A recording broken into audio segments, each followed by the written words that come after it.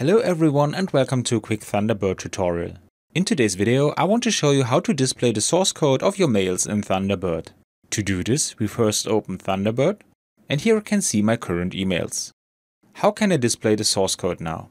To do this, I simply select the right mail, then I go to More, and then I click on View Source.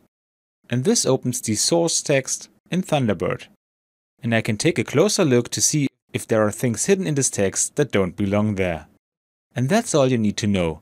I hope you enjoyed the video and I will see you again in the next tutorial.